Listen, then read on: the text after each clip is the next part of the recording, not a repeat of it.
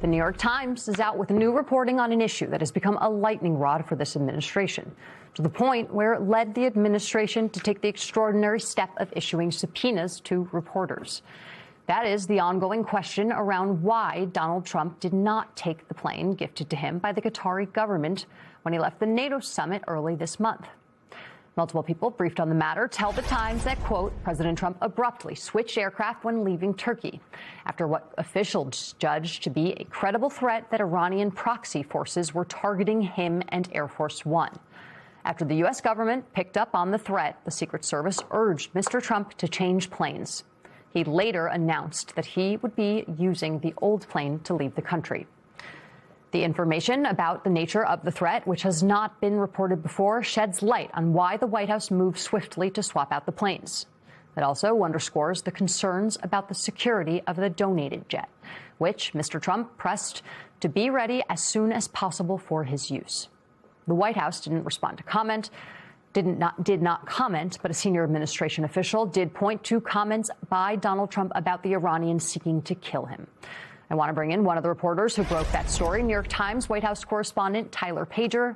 Rev, Al, and Charlie are still here. Tyler, thanks for joining us on such short notice. Talk to us a little bit about this reporting and what you are learning today.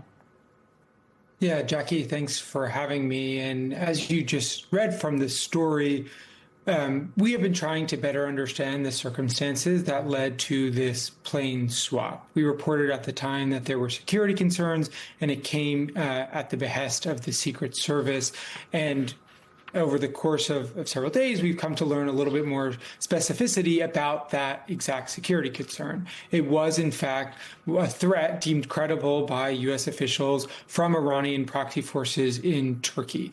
Now, it's not the intelligence does not specify that the threat was targeting the new Qatari jet, but just rather the president and the aircraft that he was flying on. But it was enough that was concerning to the Secret Service and U.S. officials that it prompted this change from the new Air Force One, the one donated by Qatar, to the old plane, the one that's been in use since the 90s.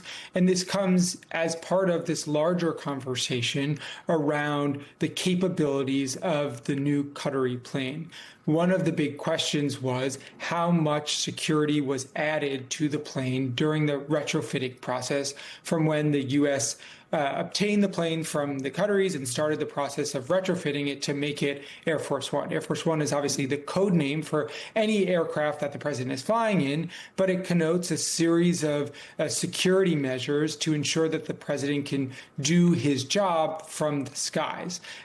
There were concerns much before this trip from lawmakers and former defense officials about this process, and we have been reporting on the continuation of these concerns. And obviously, this all comes after the president and the White House announced that the new plane, the Qatari jet, will be going out of service for roughly a month to get additional enhancements and upgrades.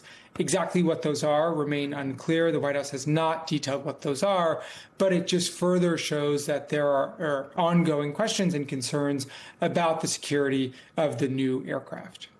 Yeah, well, a few follow-ups for you, Tyler. I mean, I'm wondering if you've heard anything about whether that time period that you were given, a month, is actually long enough to make all of the upgrades that are necessary to ensure that that plane is safe, right? Because this is an issue that has plagued presidents before Trump, and they've decided not to undergo any sort of renovation because it was going to take a lot of money and a very long period of time. But even aside from that, I know it's been a wild and I imagine very stressful week, 2 weeks for you and your colleagues. Why has this story grated on the president so much that he tried to use the power of his DOJ to force you and your colleagues to testify before a judge? Yeah, on the first one, this all comes against the backdrop that Boeing has been retrofitting planes for many years now to replace the old Air Force Ones. The president was frustrated by the delays in that process, and that's why there was what's called this bridge plane, the Qatari jet that was supposed to serve as the interim. In terms of the exact timeline, officials we've talked to do not believe that they could fully retrofit the plane to have all the systems that the normal Air Force One has. in the many months it had before he took that first flight, and in this 1 month time period that's been identified by the White House for additional enhancements and upgrades. But again, they have not fully identified what the plane is going to get during that 1 month period.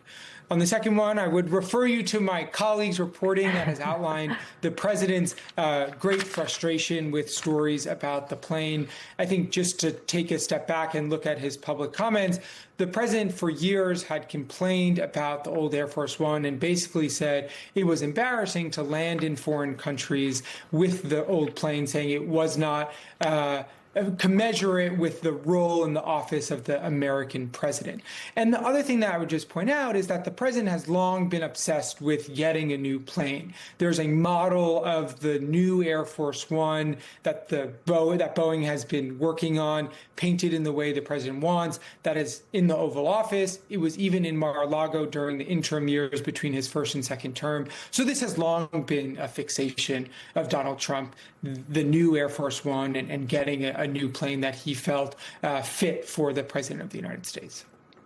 And Charlie, I want to bring you in. Tyler, in his piece with his colleagues, points to something that I noted and took interest in last week when it was reported. I believe it was the Wall Street Journal that first reported that Israel had actually shared intelligence with the United States about the Iranian efforts to kill Mr. Trump.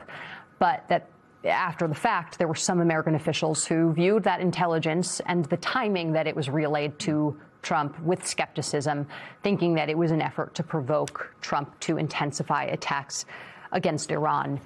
I mean, what do you make about the status of the Israeli and the U.S. relationship right now? I mean, there have been threats to the president from the Iranians for years now. It was a central point of our reporting at the end of the president's presidential campaign. It was something that everyone around him was on high alert on.